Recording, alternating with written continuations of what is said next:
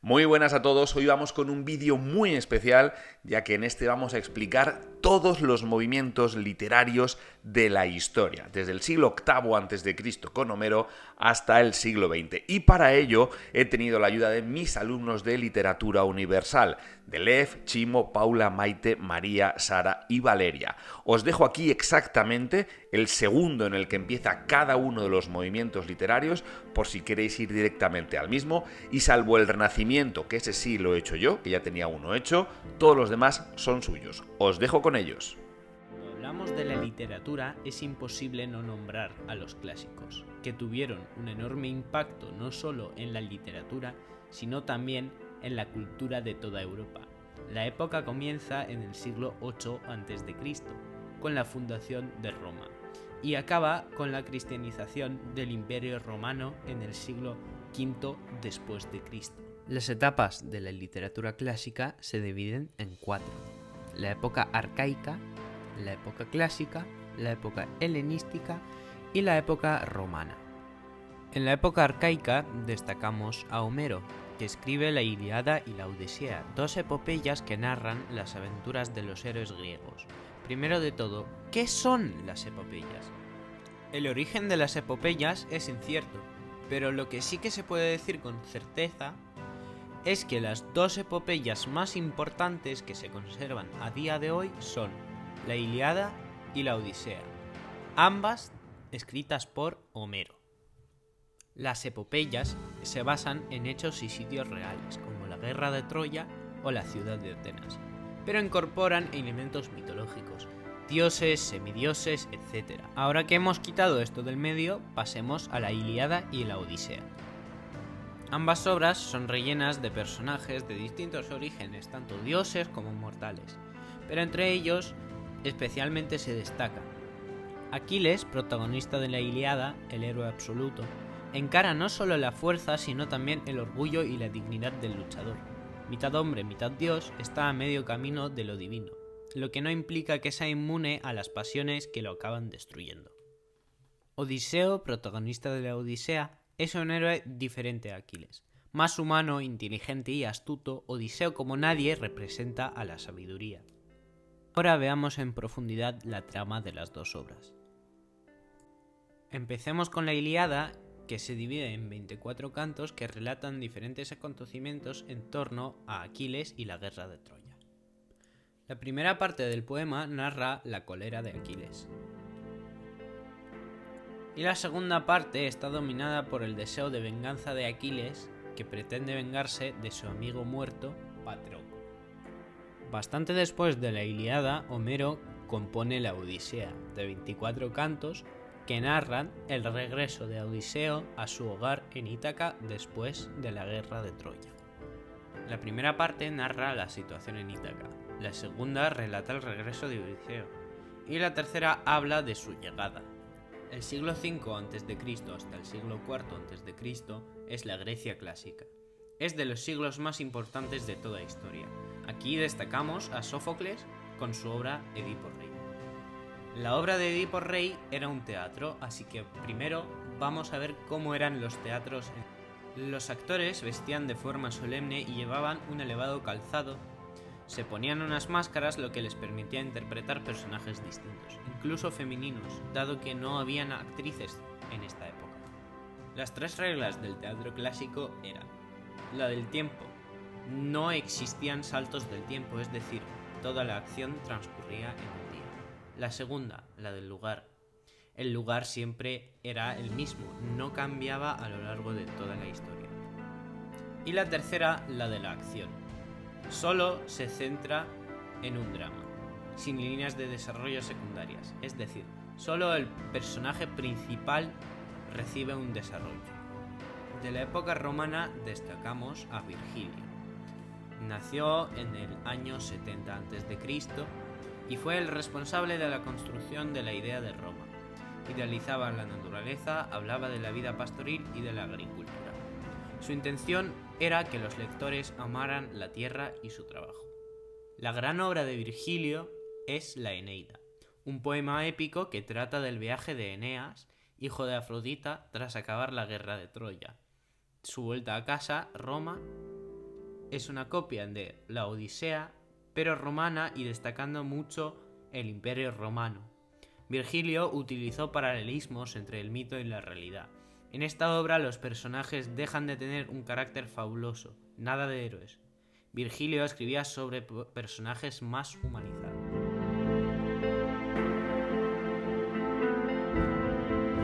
La Edad Media es sin duda una de las etapas más relevantes en la historia de la literatura tal y como la conocemos a día de hoy.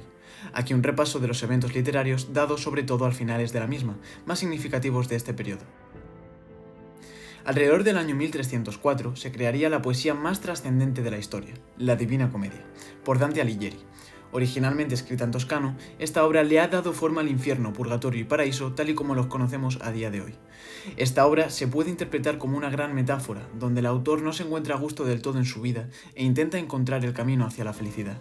Para ello, Dante se encuentra perdido en el bosque, cuando de repente se le aparece Virgilio, el cual le guiará por el infierno, más tarde por el purgatorio y finalmente hasta el paraíso, donde se encuentra su amada Beatrice. Pero lo realmente fascinante de esta obra es su estructura.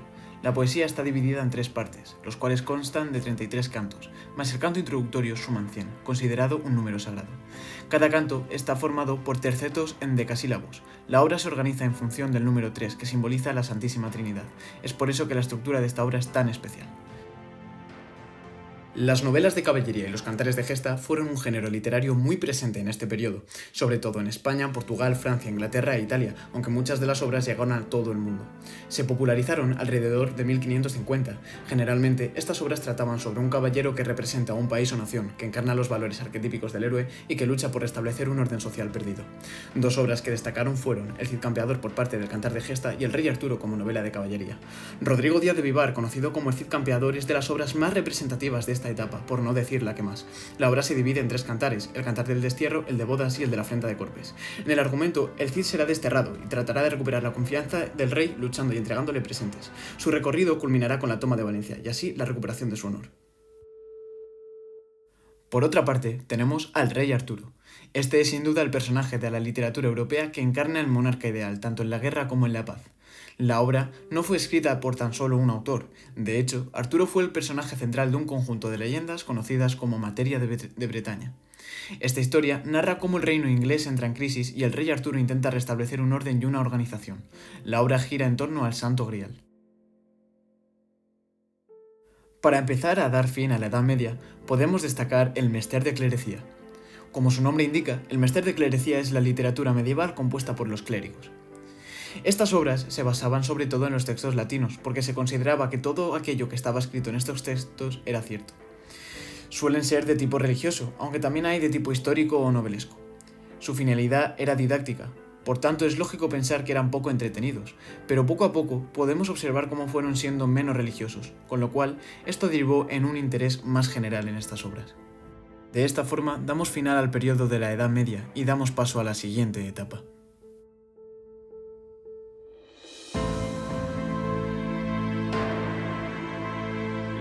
Es una corriente de pensamiento que se expresa muy bien en este dibujo de Leonardo da Vinci, en el que pone el hombre en el centro de todo y que influirá y compartirá unas características con el Renacimiento. Veamos estas características. La primera de todas ellas es el antropocentrismo, es decir, colocar al ser humano como el centro del universo, sustituyendo a Dios, que había ocupado esa posición en los 1000 años que dura la Edad Media, desde el siglo V hasta el siglo XV. Con lo cual ahora se parte desde un punto de vista mucho más optimista y vitalista, porque ya lo que importa no es lo que puede importarle desde un punto de vista moral o religioso a la Iglesia, sino los intereses del propio hombre. En segundo lugar tenemos la razón, y es que se va a buscar la verdad desde la investigación, la curiosidad y el espíritu crítico. Esta razón precisamente contrastaría con la fe, que es lo que había protagonizado la Edad Media. Y a su vez esto lleva a la tercera característica, que es la admiración por los clásicos.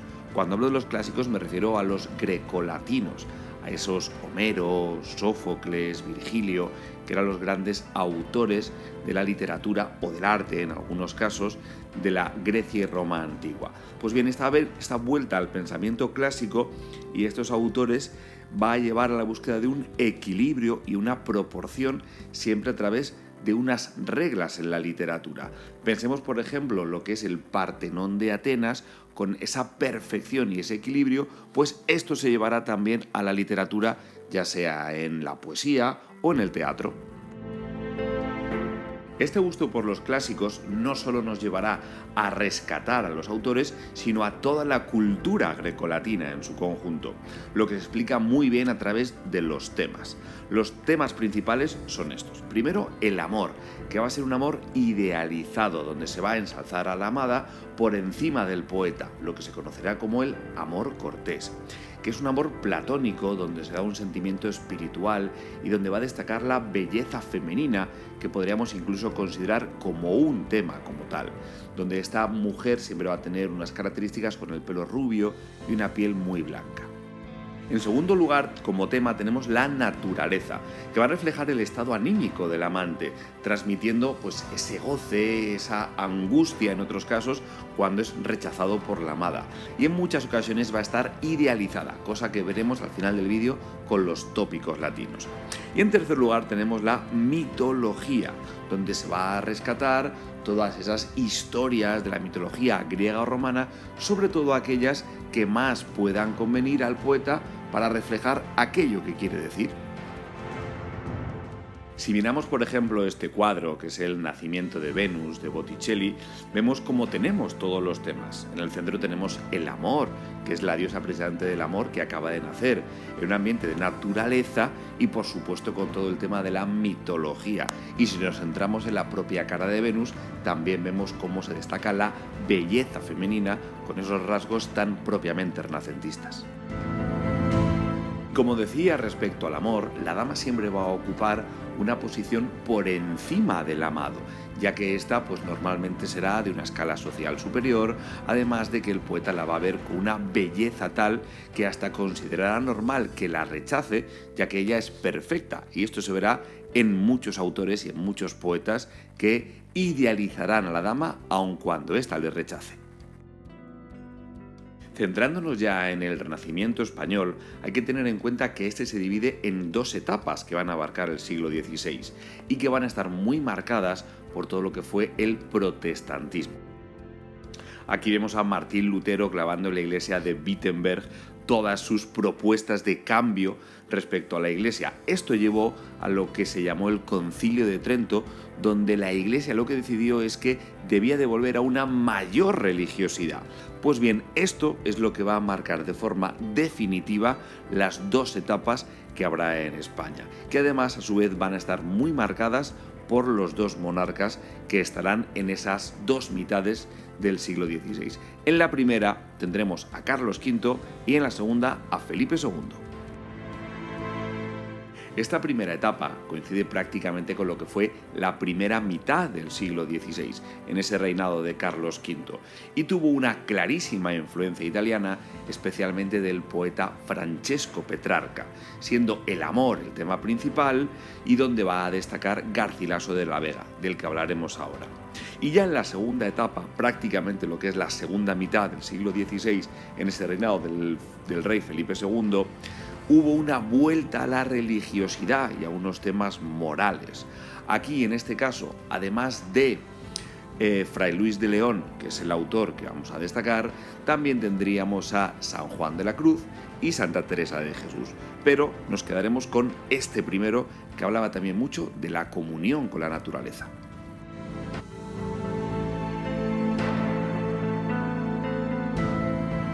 El barroco es un estilo artístico que empezó en el siglo XVII, aproximadamente en el 1600, después de haber finalizado el Renacimiento en los siglos XV y XVI, y fue tras la primera ópera publicada. En esta época, este estilo dominó la arquitectura, pintura, literatura y música en Europa. Debido a esto, la cultura de este periodo, desde las costumbres hasta los valores, también es llamada como barroca. Se exponía el gusto por lo elegante y extravagante, igual que valoraban los detalles. Les gustaba buscar las pasiones internas y sensaciones, por ello utilizaban el sensualismo. Centrándonos más en la literatura, esta misma utilizaba mucho la metáfora, perífrasis y tendían a tener como referencia muchos elementos mitológicos. Triunfaba mucho por los juegos de palabras y por buscar la emoción de los lectores o público, igual que les gustaba mucho lo estético. Dentro de la literatura barroca destacan tres grandes géneros: el teatro, la poesía y la novela.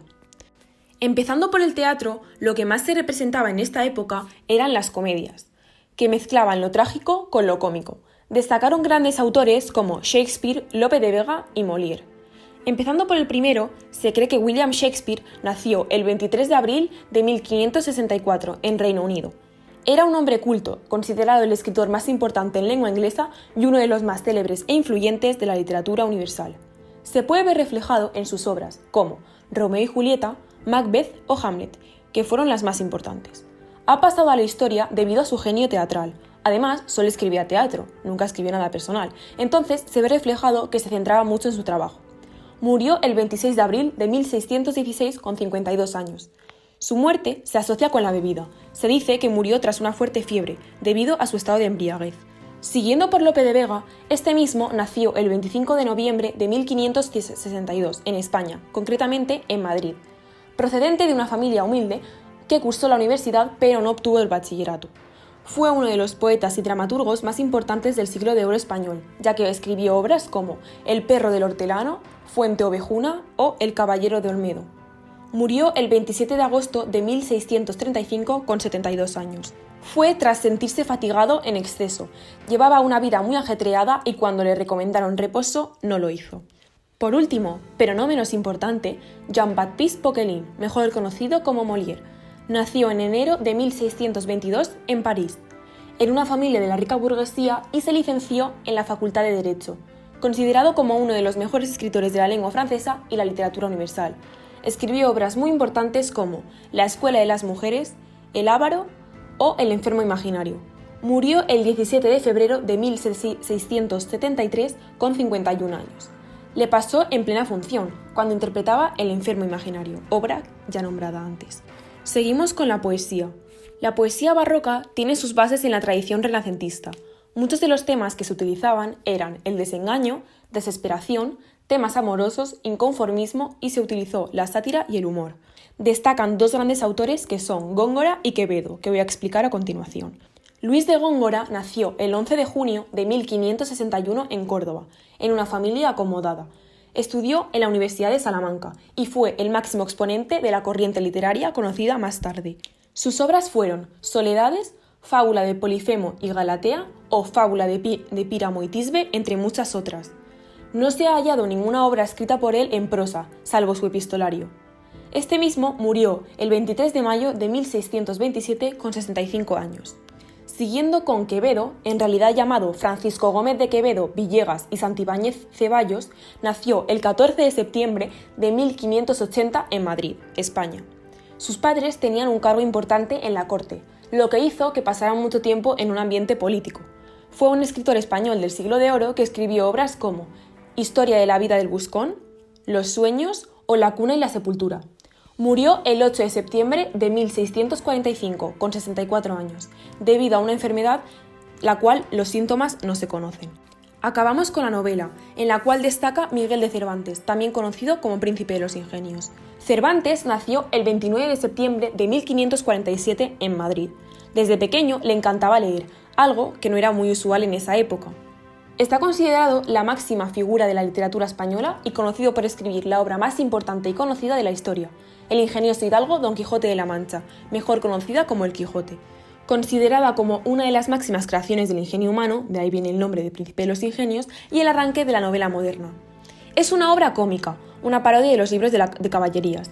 En ella cuenta la historia y aventuras de Don Quijote de la Mancha, exagerando mucho tanto al personaje como todo lo que vive. Cervantes murió el 22 de abril de 1616 con 68 años. Estos son los tres grandes géneros que tenía el barroco, el cual acaba aproximadamente en el año 1750, siglo XVIII, tras la muerte de Johann Sebastian Bach, que fue el creador más influyente de esos tiempos. Acabaron 150 años no solo de música barroca, que era a lo que él se dedicaba, sino que también del barroco en general. Tras acabar este movimiento, empezó en ese mismo siglo, el siglo XVIII, la Ilustración.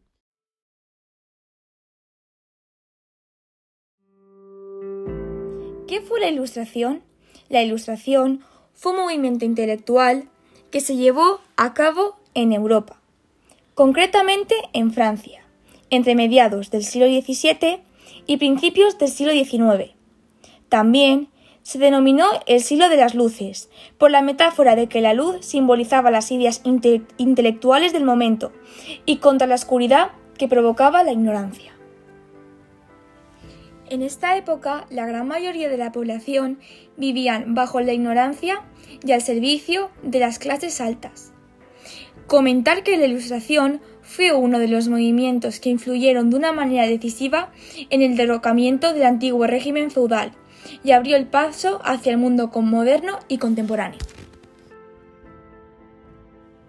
La enciclopedia de Diderot y d'Alembert fue clave para la Ilustración, ya que contiene gran parte del saber del siglo XIX y representa un esfuerzo enorme por parte de los autores para iluminar con la razón los pasos que la sociedad occidental debía dar para poder avanzar.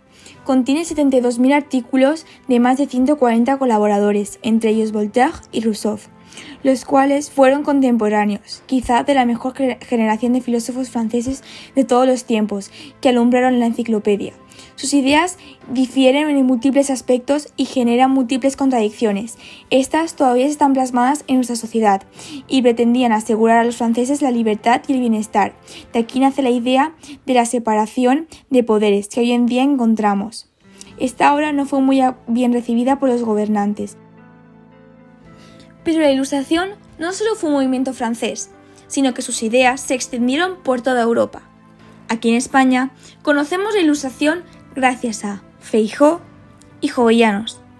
Este movimiento fue inexistente en España, ya que no tuvo la fuerza necesaria porque el pueblo estaba sometido a un régimen absolutista que impedía todo cambio en la sociedad de la época.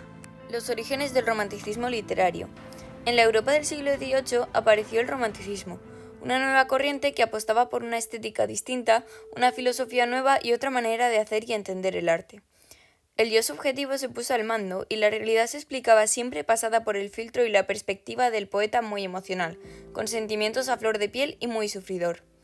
Un regreso al pasado, al folclore nacional y a las tradiciones para encontrar la individualidad del país y sus características hizo que floreciera el nacionalismo. En España, el romanticismo literario empezó a aparecer a principios del siglo XIX y su importancia se mantuvo hasta las últimas décadas del mismo siglo. 6 características principales del romanticismo. El individualismo, tanto personal como social. El poeta utilizaba el discurso poético para expresar sus sentimientos, emociones y dejar testimonio de la belleza efímera de la vida. La importancia de las emociones. No se trata de reflejar un mundo objetivo y real, sino de ofrecer una proyección de sus propios sentimientos en la obra. Se consideran como un reflejo del interior de los poetas que aprovechan elementos de la realidad para dotarlos con el significado que ellos buscan. La influencia de la naturaleza. El paisaje que aparece natural de las obras artísticas está totalmente llevado al estado de ánimo del autor, es decir, si están tristes, los paisajes se describirán en conjunto a dicha emoción y sentimiento, y lo mismo si se encuentra alegre y feliz. La literatura pesimista suele ser la tendencia general y es debido a que siente el pesar del mundo y vive con hipersensibilidad y eso le impide ser feliz al autor. Melancolía, tragedia y sentimientos encontrados son propios de estos.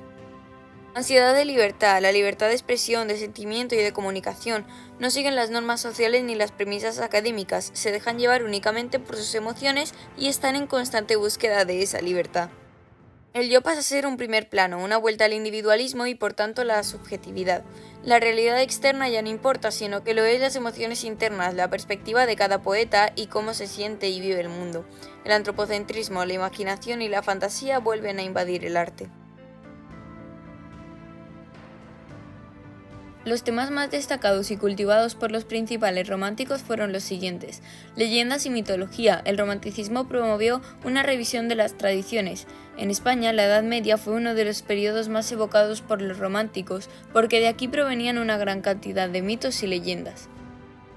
El amor es el tema estrella, y no solo el amor visto desde el punto de vista positivo y feliz, sino más bien el amor trágico e imposible. Este es el sentimiento más cultivado por los románticos con sensibilidad extrema. La muerte es otro de los grandes temas de la literatura romántica, la sombra de la muerte en nuestras vidas y la presencia de la muerte como liberación y fin al sufrimiento humano. La religión también es habitual, pero más la confrontación con la divinidad o con Dios para rendirle cuentas sobre su sufrimiento y dolor. temas sociales o políticos que afectaban directamente al pueblo, ya que este movimiento potenció el auge del nacionalismo y denunciaba el absolutismo defendiendo la idea de un mundo libre y justo. Los autores que más destacaron fueron Alejandro Dumas, un novelista y dramaturgo francés mundialmente conocido por sus obras literarias en las que cuenta con más de 1200. Su estilo literario es el romanticismo, porque rompe con todas las reglas racionales del neoclasicismo y se enfoca en la expresión de los sentimientos, y sobre todo en las divisas de la Revolución Francesa: libertad, igualdad y fraternidad. Alejandro Dumas es uno de los escritores más populares y prolíferos de Francia, y entre sus obras más conocidas se puede mencionar Los Tres Mosqueteros o El Conde de Montecristo. Más tarde tenemos a Victor Hugo, considerado uno de los más grandes escritores franceses de todos los tiempos. Sus libros más conocidos son sus novelas Los Miserables y Nuestra Señora de París. También fue poeta, dramaturgo y ensayista. Su participación en la política de Francia durante el siglo XIX es igualmente destacable. En España tenemos autores como José de Espronceda, que representa sin duda la primera figura del romanticismo español, en lo que se refiere a su creación literaria en los tres aspectos: político, amoroso y literario. Traspasa los límites del momento histórico en el que se encuadra y sobresale en la poesía, como así lo demuestra en la exaltación a la libertad que suponen La Canción del Pirata, El Mendigo y temas sobre la patria como Guerra. Y por último, Gustavo Adolfo Bécquer, poeta, narrador romántico y precursor de la mejor poesía. Sus Rimas y leyendas es la obra más conocida. Vinculado con el Museo Universal y el Contemporáneo, entre otras publicaciones, destaca, además, como periodista y narrador de leyendas cuyos escritos reflejan un esfuerzo por encontrar, a través de la palabra, la síntesis de un universo dividido entre el sueño y la razón. El realismo surge en Francia durante la segunda mitad del siglo XIX. Este movimiento literario emerge como una forma de ruptura con el romanticismo, la representación de la realidad frente al sentimentalismo y a la evasión. Esta tendencia viene a alejarse de la fantasía y de la imaginación durante la primera mitad del siglo XIX, con el fin de explicar la realidad social y analizarla. Características del realismo.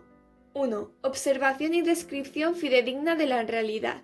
Describen la naturaleza tal y como es. 2. Crítica social y política. Los autores realistas escriben con el propósito de denunciar los conflictos de la vida cotidiana. 3. La burguesía como protagonista. Generalmente, los personajes del realismo literario son pertenecientes a esta clase social. 4. La novela como género literario por excelencia. Para los escritores realistas, la novela fue el medio más adecuado para plasmar la realidad. 5. Monólogo interior.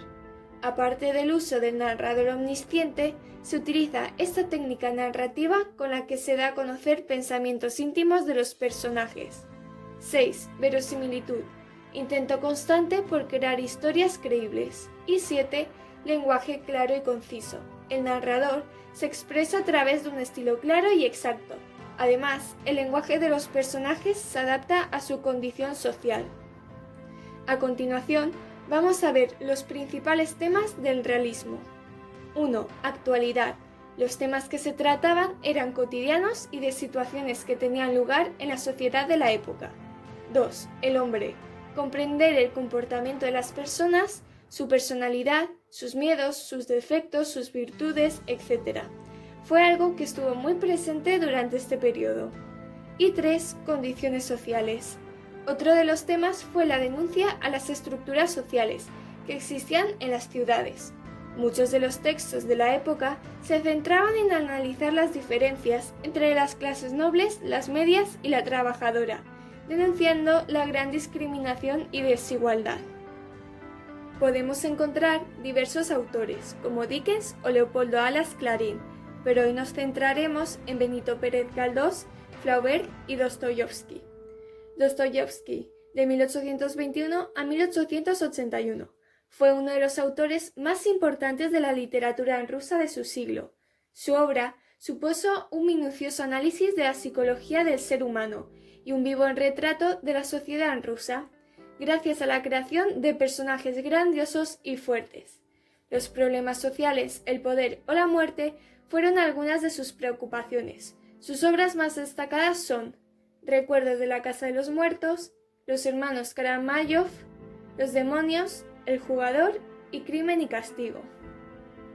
Benito Pérez Galdós, de 1843 a 1920. Fue uno de los grandes escritores españoles y representante de la novela realista española. También fue un autor con una capacidad creativa inagotable. Así lo demostró con un total de 32 novelas, 46 episodios nacionales, 24 obras de teatro y un cuantioso número de artículos y colaboraciones en periódicos de la época. Galdós trató de hacer un testimonio crítico de la vida y los problemas de la España de su tiempo. Escribió más de un centenar de títulos, entre los que destacan La desheredada, Doña Perfecta, Fortunata y Jacinta, Misericordia.